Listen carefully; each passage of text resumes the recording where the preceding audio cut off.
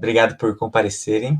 É chato, né, ouvir falar de Covid de novo, mas exceto para quem trabalha, mas é que a gente já viu tanta coisa, já trabalhou com tanta coisa, né, que às vezes fica um pouco saturado. Mas o que eu achei legal desse artigo aqui, que eu quis compartilhar com vocês, é a abordagem que eles trouxeram, né? Então, eles identificaram o repertório de células T em SARS-CoV-2, identificaram epítopos e identificaram grupos de células T, de receptores de células T, que reconhecem esses epítopos através de ferramentas de bioinformática.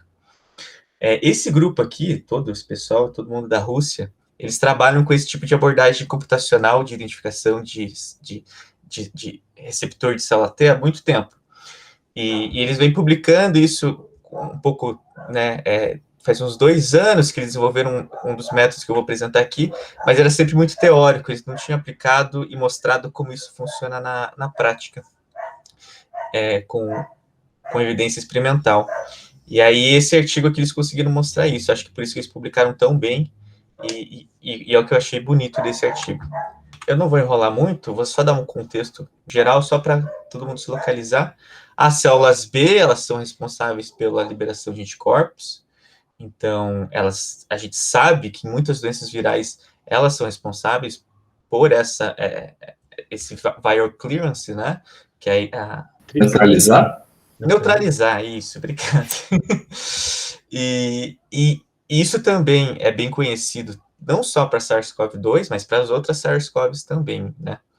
E a gente sabe que em doenças virais, inclusive na SARS, né, do vírus SARS-CoV-2, anticorpos monoclonais e o plasma de pacientes convalescentes são utilizados como terapia, né? Eles são capazes de impedir uma progressão mais grave da doença quando você usa esse tipo de abordagem. Apesar disso, cerca de 30% dos pacientes convalescentes de SARS-CoV-2, né, em alguns estudos, eles não têm anticorpo, né, você quase não identifica anticorpos neutralizantes para SARS-CoV-2, mostrando aí que também tem outros tipos de mecanismos que servem para essa luta do organismo contra o vírus, contra a infecção viral.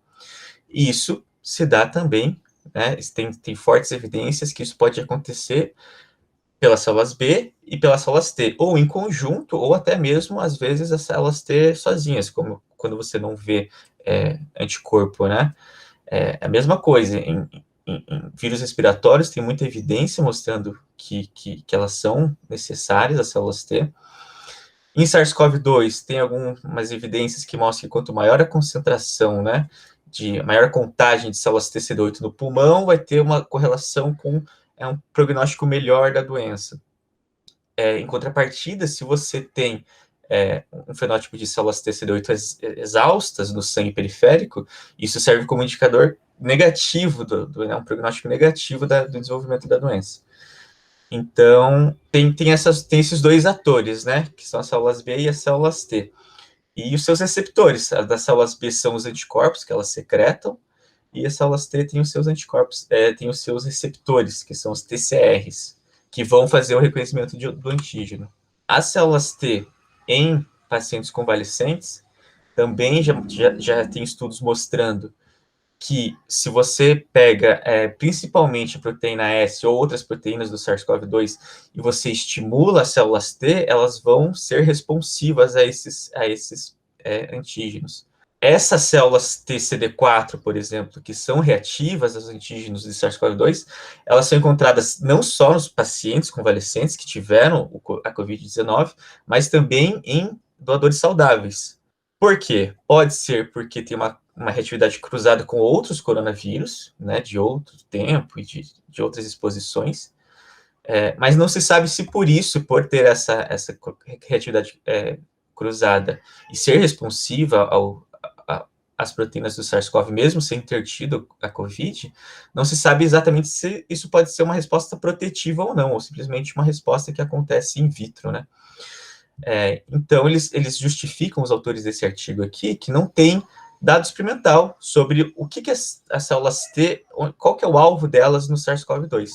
E é isso que eles tentam justificar, né? Eles vão buscar analisar o sistema, a resposta imune adaptativa, que são as células B e as células T, analisando a estrutura, a clonalidade e a especificidade de epítopo, né? O que elas reconhecem, principalmente para a proteína S, proteína spike. Aqui é só a primeira figura mostra todos os pacientes que eles têm, tá?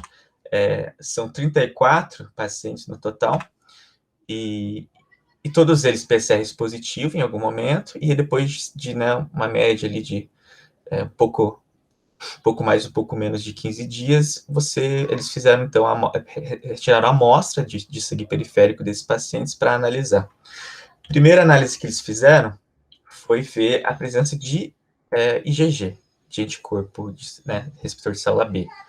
E eles viram que nos pacientes convalescentes, como é de se esperar, tem altos níveis de IgG para proteína RBD, NS, e isso diminui sistematicamente nos grupos controle. O que é o grupo controle deles? Eles têm 2 grupos controle. São pacientes que não tiveram COVID, mas que a amostra foi coletada depois do início da pandemia. Então, provavelmente eles tiveram, alguns deles, contato com a pandemia, ou até com vírus, né? Enquanto isso, tem mais 10 amostras que eles chamam de biobanked. Eram amostras que estavam armazenadas antes de setembro de 2019, a mais antiga. Então, são pacientes que com certeza não tiveram, né, espera-se que não tiveram contato com o coronavírus, o SARS-CoV-2. Então, eles viram que tem essa diferença na IgG. Aqui, no grupo CP, você tem uma anti-RBD, né, que eles usaram, que é a que está mais proeminente a resposta, RBD. E eles viram que o grupo convalescente de desesperado está lá em cima, e nos 2 grupos controle está lá embaixo. Então, eles não têm anticorpos para essas proteínas, esses pacientes. Ok. Eles fizeram o mesmo tipo de análise para ver resposta de célula T, agora, não de célula B.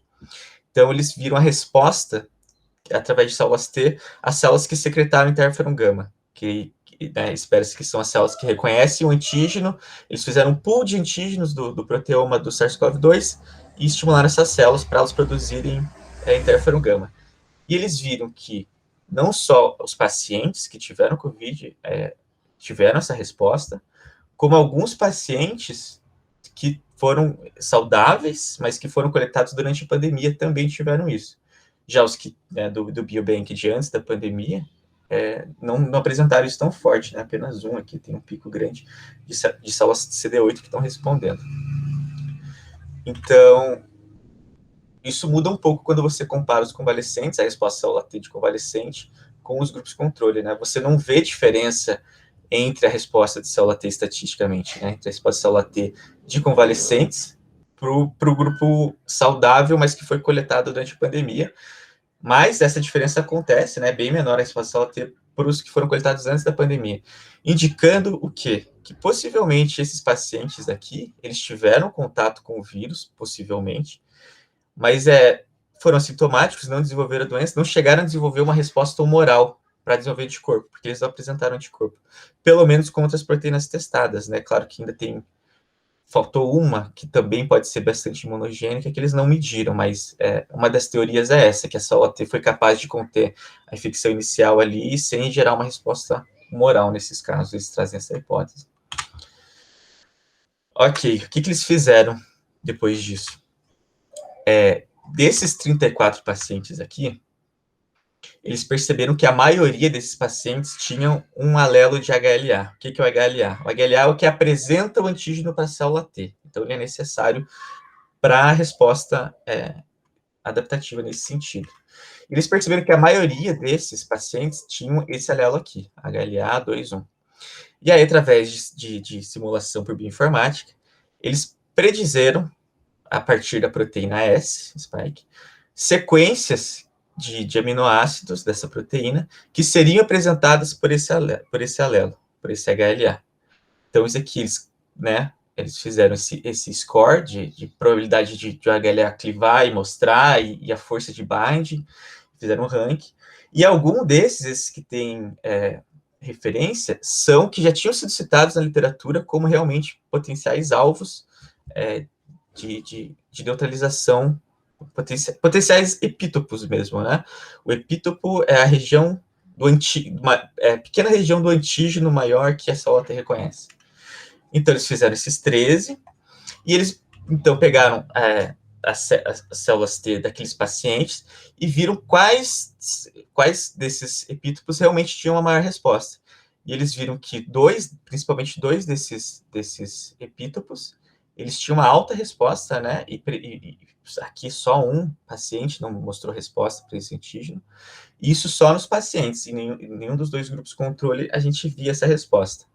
E se você junta esses dois aqui, você tem uma especificidade bem grande, né? Eles fizeram uma curva ROC para tentar diferenciar, e é altíssima, mas isso a gente vê também pelo desenho experimental. Então, tá legal. Até agora eles viram que tem uma resposta de célula T. Nesse caso, eles identificaram computacionalmente dois epítopos, viram que esses epítopos são fortemente reconhecidos pelas células T desses pacientes convalescentes. Então, eles foram analisar essas células que reconhecem esse epítopo e esse epítopo, que é essa figura aqui, que são esses dois, né? ILQ e RLQ, que eles chamam. Isso aqui, eles contaram a quantidade de clones, que é a quantidade de células T diferentes, com receptor diferente, que vão reconhecer esses epítopos. E eles viram que é um pouco mais diverso aqui, então tem um cluster maior, né, uma diversidade maior do que aqui, para esse epítopo. Só que aí, quando você olha para a frequência desse cluster e desse cluster no total de PBMC, por exemplo, isso é muito baixo, você quase não identifica. É muito difícil você pegar um RNA-seq e conseguir identificar isso aqui, porque, exceto um ou outro que está hiper expandido, ele se perde junto com os milhares de outros clones que vão ter lá. Então, aí que começa a entrar a mágica deles. O fato é, esses clones identificam esses epítopos, mas eles estão muito poucos frequentes se você olha para a população total de PBMC. Então, o que eles fizeram? Eles pegaram, novamente, esse grupo aqui e esse grupo aqui e foram descrever em termos de repertório imune. Como que eles fizeram isso? Primeiro, essa figura é bem rápida, tá? Eu vou passar ela bem rápido. Porque é só eles escrevendo esses dois grupos aqui. Mas, basicamente, eles viram que o grupo aqui, ILQ, ele tem um tamanho menor do receptor da sequência CDR3, um pouquinho diferente, tem uma usagem gênica diferente, porque a montagem desses receptores, por exemplo, um receptor de célula T é uma combinação de vários segmentos, de um segmento V, de um D, de um J. Eles viram um monte de diferença, um monte de viés, mostrando que realmente isso está sendo moldado a partir, provavelmente, de um antígeno, né, que espera-se que é a proteína S. E aí, o que eles viram? Eles viram, na figura C aqui, o seguinte: TRA, TRB, são as duas cadeias do receptor de célula T. Eles viram que, dentre todos esses clones aqui de LQ, e todos os clones de TRB, aqui é só LQ, eles pegaram só esse grupo aqui, e eles viram o seguinte: eles conseguiram identificar, porque, como eu falei, uma célula que identifica um receptor é muito difícil de você encontrar. Mas elas são muito similares entre elas. Um receptor que identifica um antígeno, se tem um receptor muito similar, ele provavelmente vai identificar esse mesmo antígeno. E foi isso que eles viram. Todas essas células aqui, que reconhecem, elas têm sequências muito parecidas. Elas formam 3 grandes clusters, e cada um desses clusters tem sequências que só diferem de uma para outra por um aminoácido. Então, aí você já consegue juntar grupos e ver frequências maiores do que se você for olhar clone por clone. E aí eles viram o motivo de cada um desses clones. Eu só queria mostrar que eles fizeram isso, nessa figura aqui, que não é o mais interessante, mas eles identificaram as células T, que reconhecem aquele epítopo, e conseguiram descrever esses clusters muito similares e pegar o motivo deles, dos 6 aqui, né, reconhecidos, de TRA e de TRB, e falaram, tá, ok, identificamos isso daqui. Aí eles foram para o PBMC total. Eles pegaram todos os pacientes e voltaram para o PBMC total. Para quê? A ideia é a seguinte: o repertório imunológico é um apanhado de células T. Cada bolinha aqui é uma célula T com um receptor específico. Alguns são similares, outros são totalmente diferentes. Quando você tem uma exposição ao antígeno, nesse caso, a proteína spike, espera-se que você vai ter uma expansão de clusters com TCRs muito similares, que vão reconhecer esse antígeno. Existem ferramentas computacionais que conseguem identificar esses clusters, quais desses clusters estão em uma frequência maior do que o esperado. Como assim que o esperado? Você pega uma população controle e uma população que foi exposta ao antígeno. Aí você compara a frequência no controle, compara a frequência no antígeno, e você consegue identificar esses clusters. A ideia deles aqui era o quê? Era identificar na população geral se alguns desses clusters que eles viram in vitro, eles conseguiriam identificar. E foi o que eles fizeram, que é a parte mais legal do trabalho, que eu vou demorar um pouquinho mais tempo para explicar. Então, eles fizeram esse ensaio aqui, eles pegaram o PBMC dos pacientes, expuseram a proteína spike e chegaram nessa ideia aqui, separar no CD4 e separar no CD8. Isso aqui, o que é isso daqui? Vamos com calma. Cada ponto desse é um clone de TCR que tem mais vizinhos do que o controle. Nesse caso, qual que é o controle? O controle aqui é o PBMC total, é célula T, células CD8, CD4 e CD8, mas todas as células T. O que eles consideram, o que eles querem achar é clusters nas células CD4 que secretam interferon gama, que teoricamente são as células que identificaram a proteína spike e começaram a secretar. Então, cada ponto desse é uma célula T CD4 que secreta interferon gama, então provavelmente ela reconheceu a proteína spike e que ela tem mais vizinhos do que. Então, ela provavelmente é um hub de clones. Aqui fica um pouco confuso de observar, mas o fato é, de todos isso que eles acharam na população geral, só duas bolinhas, só dois desses clones, eles tinham essa sequência que era um motivo disso aqui que eu mostrei lá atrás, que era esse aqui, que era o ILQ6. Só duas das sequências. Não é nem dois dos clusters, né? Duas das sequências caíram aqui. Então, mas mesmo assim eles continuaram, eu já explico por quê. Isso aqui é a mesma. Ó, então, cada um desse ponto é um cluster. É um hub de um cluster. Quando você olha toda a vizinhança, então aqui você tem. Cada um daqueles pontinhos virou isso daqui. Expandiu.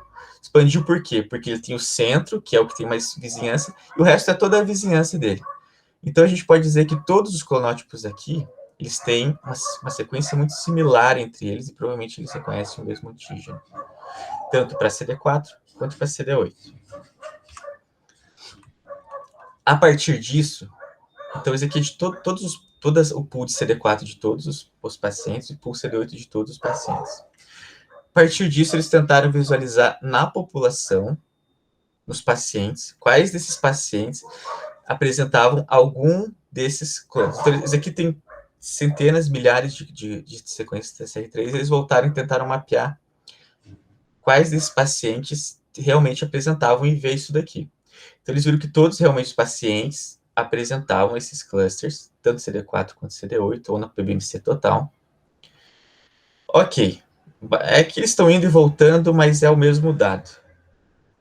Só que eles começaram a ver o seguinte, desses clones aqui, porque esse aqui é de todas as populações, a maioria deles, que é essa parte maior aqui, só tinha em um indivíduo. Aí poucos, cerca de 10, né, 12, aqui é 12, aqui é 13, estavam, eles eram compartilhados entre mais indivíduos. Como assim? Aqui, ó, cada linha é um indivíduo, cada coluna é um cluster desses que eles identificaram. E eles viram que alguns deles eram compartilhados. Em especial, desses clusters que eram compartilhados, eles viram o C2. Por que chamou a atenção deles esse cluster C2? Além de estar compartilhado em alguns, né, indivíduos, é um cluster que tem a sequência CDR3, que cabe, de novo, aquilo que eles identificaram antes, nas células. Então, o grande lance deles aqui, porque assim, o que eu achei bonito desse trabalho é o seguinte, essa imagem final aqui. Eu conheço o trabalho deles porque eu sigo esse pessoal há um tempo e eu tenho quase certeza que essa foi a primeira coisa que eles obtiveram, não tudo antes. Agora vai fazer mais sentido para vocês. Então, eles pegaram a RNA-seq dos pacientes com Covid. Todos os pacientes com Covid, eles pegaram a RNA-seq, viram o que estava mais expandido, que clones CDR3 de células T estavam mais expandidos ali nesse pessoal infectado, que provavelmente, então, poderiam estar reconhecendo epítopos do coronavírus, e chegaram a essa imagem aqui. E viram que todos esses pacientes tinham algum desses clusters. E alguns desses clusters, a maioria era de um indivíduo só, mas alguns eram compartilhados. Então, espera-se que os que são compartilhados sejam os que vão reconhecer o epítopo viral. Porque, né, uma população, quanto mais compartilhado é aquilo e específico para aquela população, mais pode ter sido sofrido o viés após a exposição ao antígeno. Então, eles viram, e desses que são compartilhados, tinha vários. E aí, eu acho que eles chegaram nessa figura F, tá? E chegaram e viram, tá, a gente identificou esses daqui que são compartilhados entre os indivíduos e específicos pros que foram infectados, né? Para os convalescentes que foram infectados em algum momento. Só que aí, isso eles já fazem há alguns anos, que é o trabalho teórico. Eles já fizeram isso para outras doenças virais, mas eles nunca conseguiram provar empiricamente que realmente esses clusters, algum deles, poderia reconhecer. E aí que eles pegaram fizeram todo esse trabalho de calcular quais seriam, simular quais que seriam os possíveis epítopos de reconhecimento, aí que eles foram validar na bancada, né? Então eles pegaram um a um, viram qual desses epítopos eram mais reconhecidos pelas células T de verdade, e aí eles acharam esses dois aqui, em especial o ILQ. E eles viram que esse LQ aqui, então eles pegaram esses aqui que tinham sido expandidos in vitro e reconhecidos in vitro, reconheceram esse epítopo da proteína S. Eles pegaram isso daqui, fizeram toda a descrição do repertório, identificaram vários clusters muito semelhantes, né? 3 clusters para TRA e 3 para TRB. E aí eu acho que com esse resultado aqui, eles cruzaram com esse resultado da F. Vocês entenderam? E aí eles perceberam, opa, esse aqui que a gente identificou que reconhece o ILQ ele tem a sequência muito similar a um desses aqui que está altamente compartilhado entre os indivíduos. E aí que eles chegaram a essa conclusão. Então, o grande lance deles aqui, aí, claro, termina aqui mostrando na figura G, esses aqui são 3 pacientes que lá no começo que eu mostrei, eles tinham resposta de célula T, mesmo sendo controles, tá? Esses 3 aqui são controles da figura G. Eles pegaram, na verdade, os 5 controles que mais tiveram resposta célula T e fizeram essa mesma análise com esses clusters.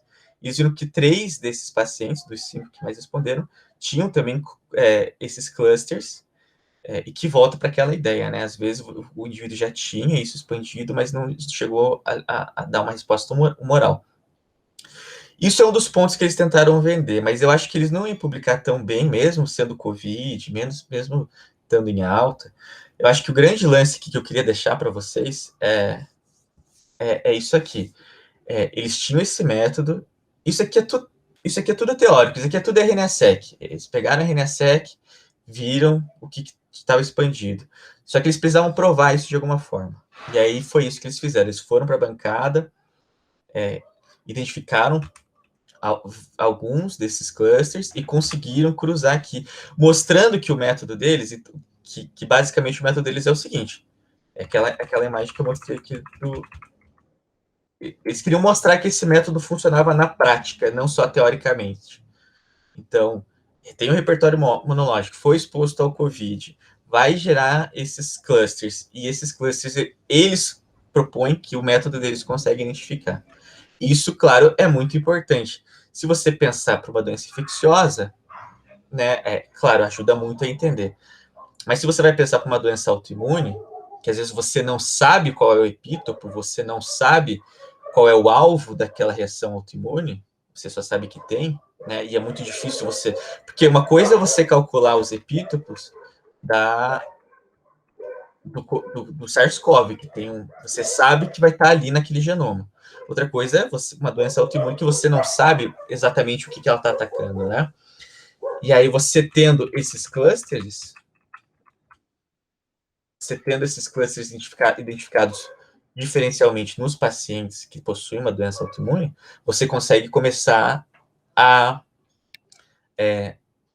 usar esses TCRs como alvo terapêutico. Você pode tentar, né, e claro, experimentalmente in vitro, em modelo animal, antes, claro, de partir para humano, tentar aí realmente neutralizar isso antes que faça algum efeito. Então, eu acho que eles publicaram também por isso, sabe?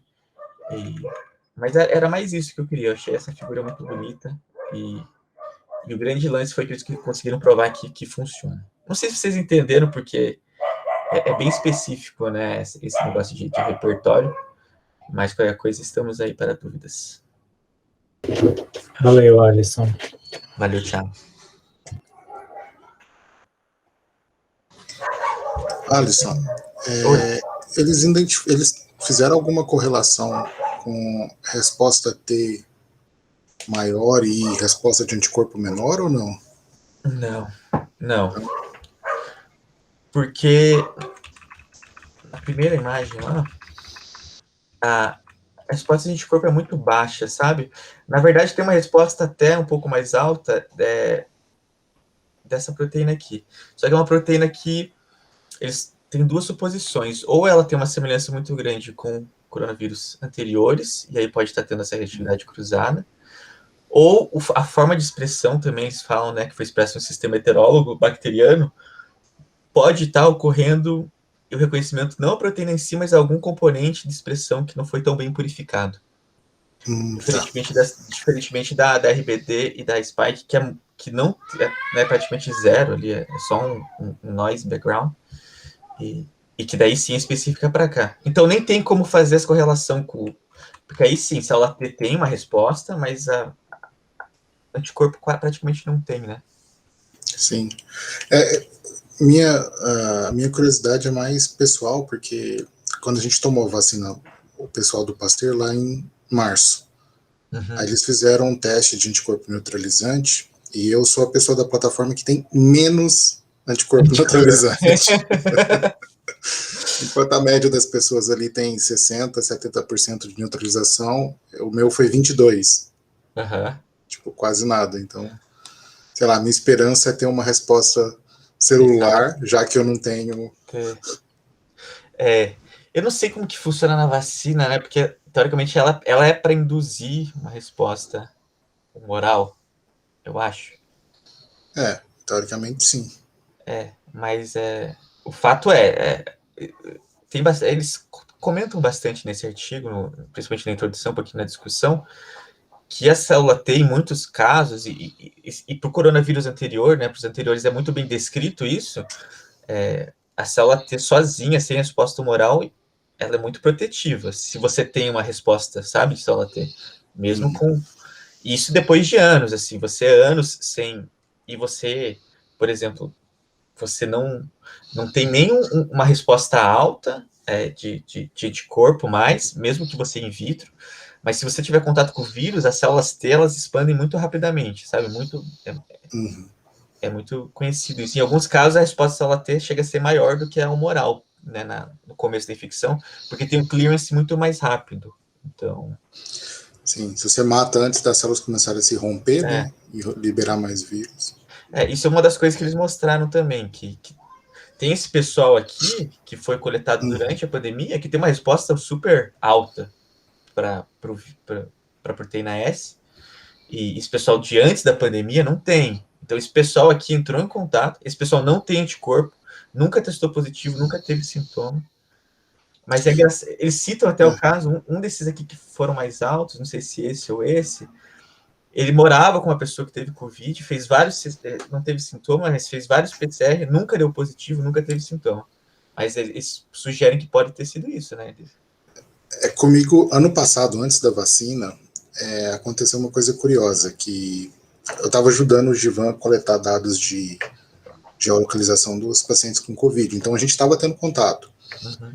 E eu testei positivo na plataforma.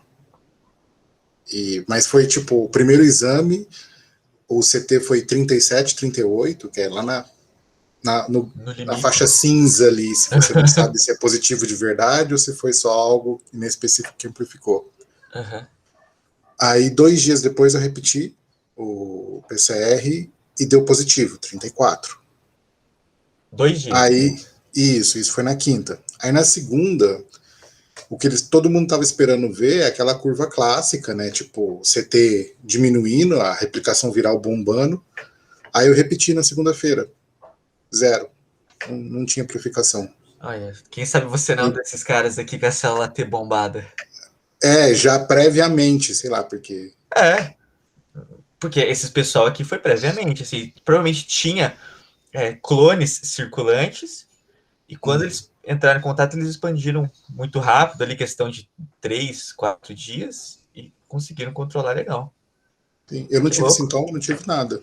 Mas Aí eu tomei a vacina, sentido. esperei estar bombando de anticorpo neutralizante, né? Porque afinal de contas seria pelo menos meu segundo contato com o vírus, né?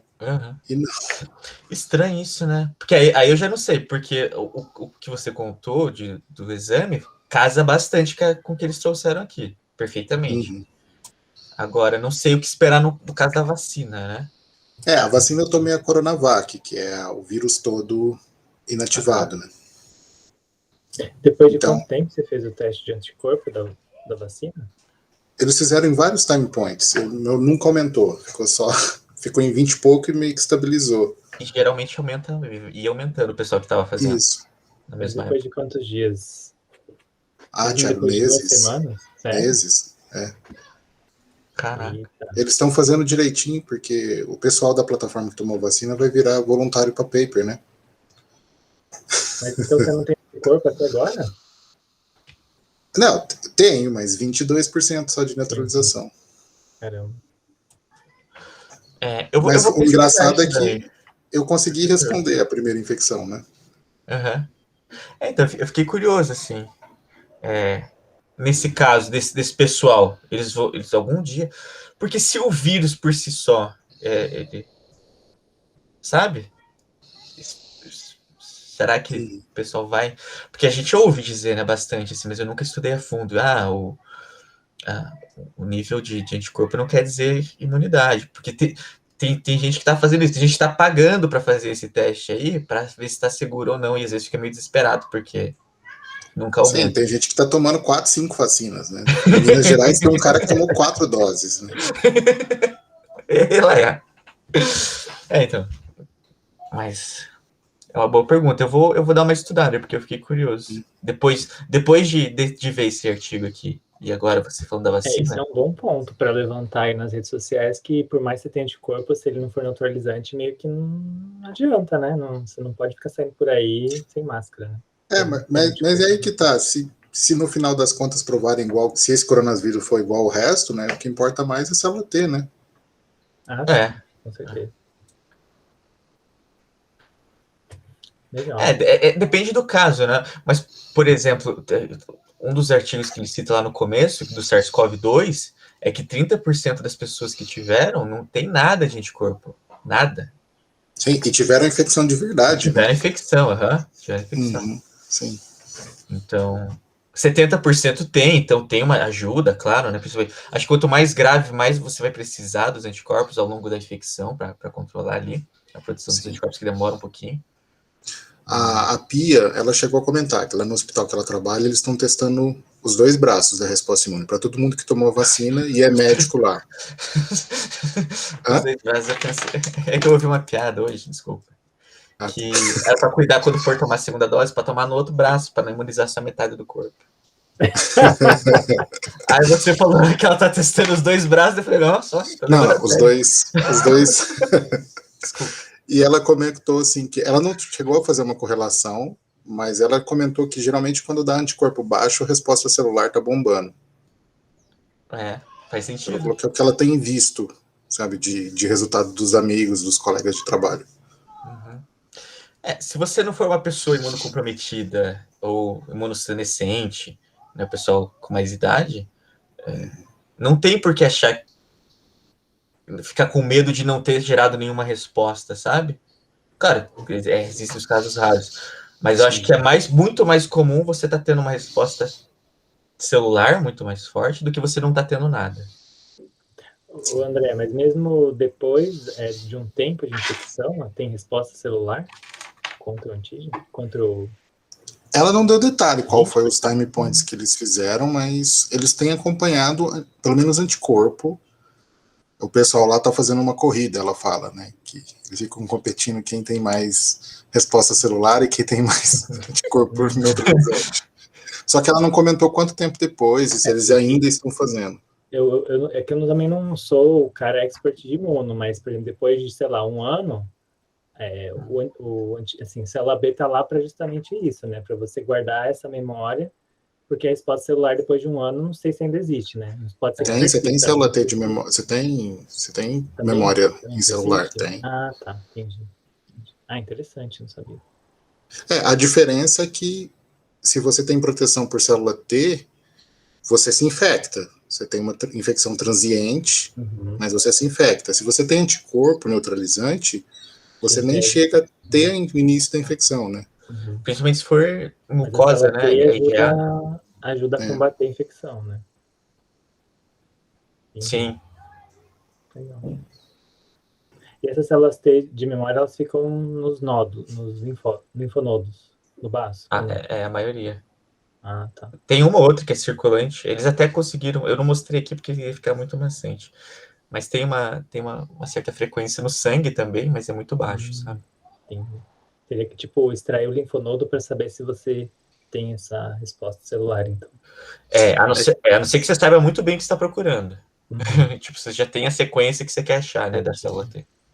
É que as de memória, elas vão para um linfonodo ou para um outro órgão imune, aí depois de um tempo tem um marcador, eu esqueci qual que vai diminuindo. Aí quando chega abaixo de um certo limiar, ela migra para outro linfonodo. Aí ela chega no outro e começa a cair de novo. Aí ela vai para o outro. Então talvez as que eles pegaram circulando seja essas que estão deu uma escapada, né? Entendi. Faz sentido. Nossa, que legal. Cada dia que passa eu sei que eu não sei. Né? Gente, eu tenho outra meeting, mas se vocês quiserem ficar discutindo, eu vou parar aqui a gravação. Obrigado, Thiago.